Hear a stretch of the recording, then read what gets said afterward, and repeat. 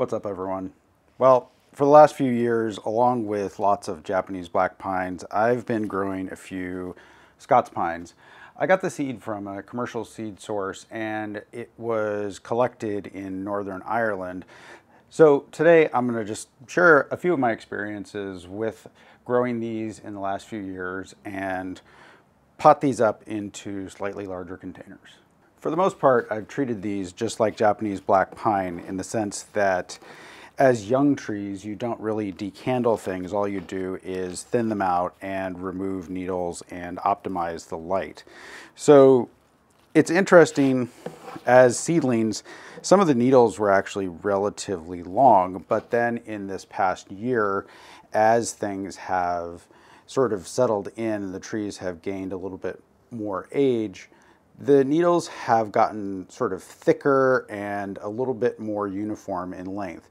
They're, let's see, about 2 inches, 1 to 2 inches, depending on the branch.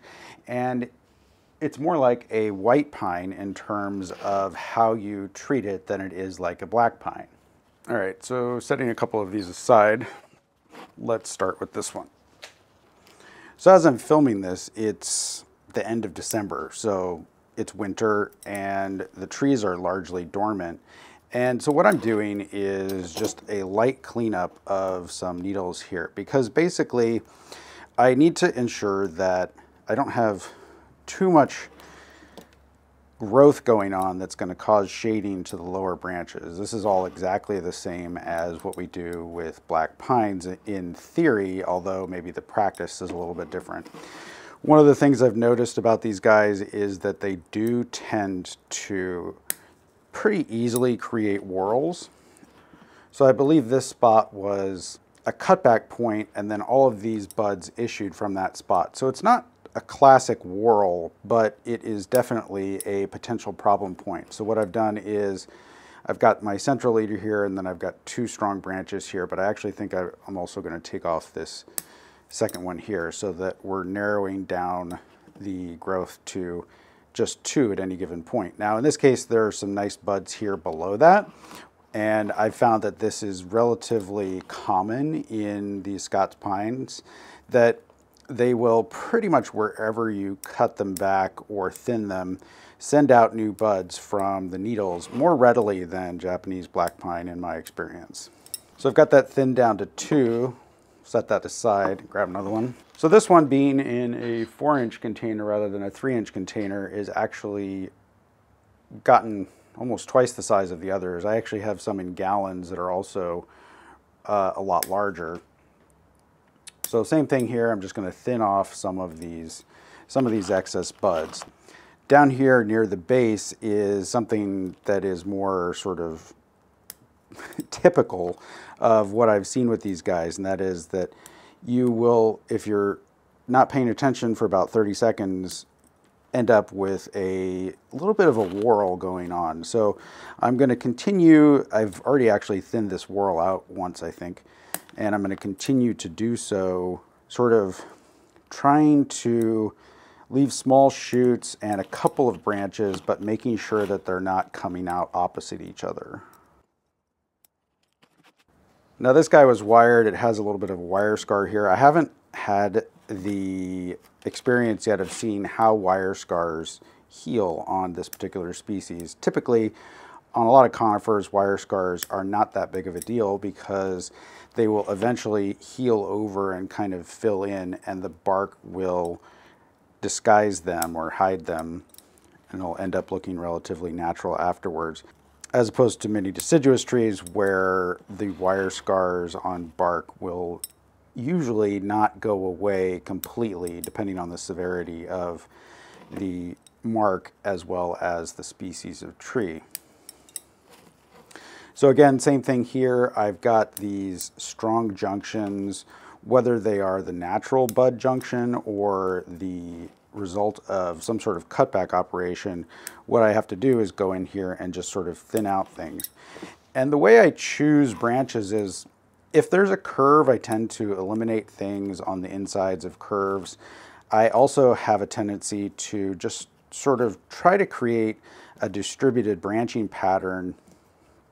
So if I'm following on, like on this one, a strong central leader, and I've got branches on the right side on one node, then on the next node I'll leave one on the left, and so on, so that there's a little bit of a progression, but we're going to come back and wire that anyway.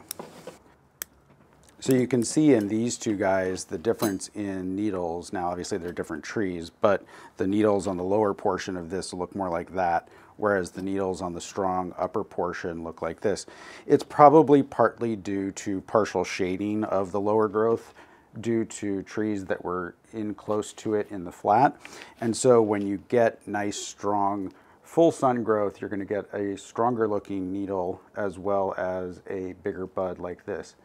So the buds, unlike black pines, they actually look more like a red pine bud. They're kind of a dark color, not covered in that white fuzz that black pine buds are covered in. So it makes it that bud characteristic, if you have a hard time distinguishing between pine species, at least makes this easier to distinguish from a black pine, but probably not from a red pine. You then have to go to the number of needles, the shape of the needles, and the length of the needles to distinguish. These are definitely more of a flat kind of needle than a red pine, which has more of a, well, I guess cylindrical is the right word, but they're not really cylindrical either. But these are definitely flatter. One of the reasons I started growing Scots pines was that I wanted to have a tree that was potentially more cold hardy than the Japanese black pines that I typically grow. But it's also interesting to see the differences between different species of the same genus. So I have a lot of experience growing black pines, but I hadn't ever grown Scots pines or taken up the challenge of figuring out how to make a bonsai, particularly a small bonsai, out of one of them. So I'm going to pot this one down after I finish wiring it here. And then I'm going to pot the other two up into larger containers. I also haven't had a chance really to work with these guys when they're in an Akadama mixture. So I'm going to go ahead and put this one into a small container in Akadama mixture.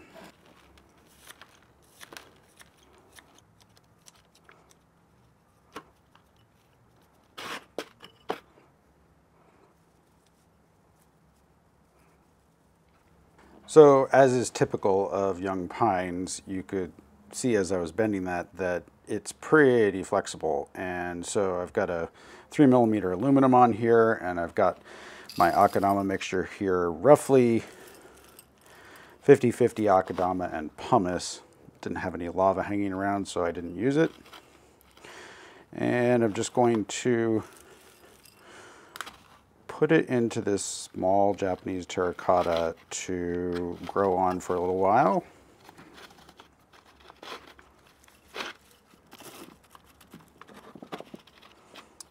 All right, one tree repotted and a couple to go.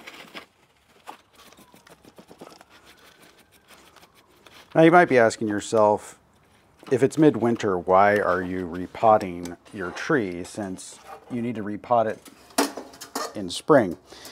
And the answer to that is that locally the repotting window is relatively short, and spring is not much warmer than winter.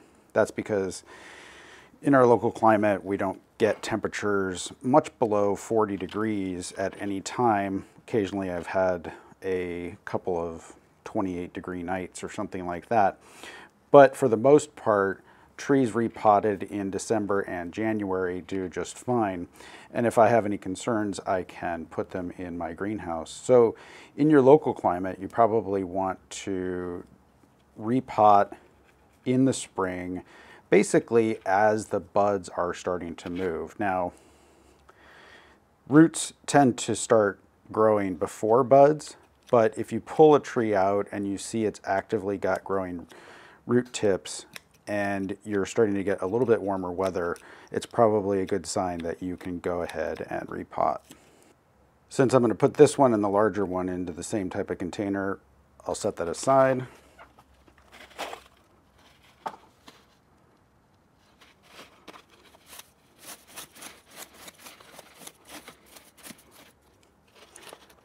So with these repottings, these trees have a lot of roots, and I don't want to keep any of the long roots. So I tend to come along and just sort of shave the outside of the root ball before I even get going with repotting.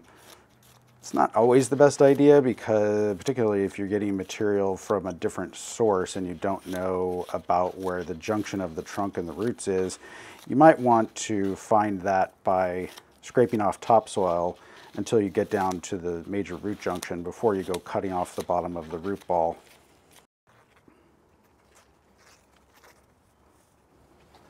A lot of times when I'm potting up stock, in this case I'm using a plastic grow bag, which have been around for quite a while, but I just started using. But I don't like to tie nursery stock into containers, because you can have the roots end up essentially swelling around the tie wires, because unlike with a bonsai that's in refinement, you want the tree to actually make a lot of wood. So I have a tendency to try to top guy, and these felt bags are good growing containers, but the fact that they don't have any way to guy things is kind of frustrating. So I just use a single hole punch to make like a little hole in the wall, a ½ an inch below the lip, and they don't tear easily, so it seems to get the job done. Now, I've got the guys attached to the tree, and I'm just going to add some soil around it. I try to keep you have to keep the guys relatively taut in order for them to be useful. And with the walls of the fabric container being flexible, that is a little bit more challenging than it would be, say, with a plastic tub or wooden container or something like that. So it works well enough to stabilize the tree while it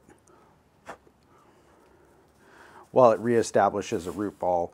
But I find that packing the soil in around the edges makes the sides of the flexible bag a little bit more firm. And then when I'm done, oops, that one fell off.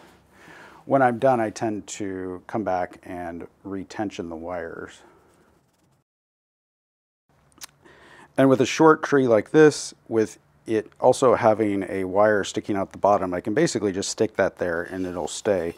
And then with the soil also being around it, it's not going to go anywhere. So these are not, it's not like tying a bonsai into a small container. When I potted the pine down into the terracotta pot, I tied it in using a regular bonsai tying technique, and I was using the Akadama pumice mixture. So essentially, this is a way of tying something down without messing with the roots, and then this is just sort of a classic nursery way of potting things up, no ties at all. All right, 3 Scots Pines repotted. This one's going to be probably a shohin sized tree with a little bit bigger trunk after I let it grow out. I think this one I'm probably going to end up making a medium sized tree out of. That means that it's got a lot of growing to do, so it'll do well in this 3-gallon grow bag. And then this one I'm potting down to play with as a test subject to see how tight I can get them and the ramifications. So I've also put some pretty tight movement into the trunk of that one so that it goes well at small size. If you want to pick up one or a few Scots Pines, you can check them out on bonsaify.com. Thank you so much for watching. We'll see you next time.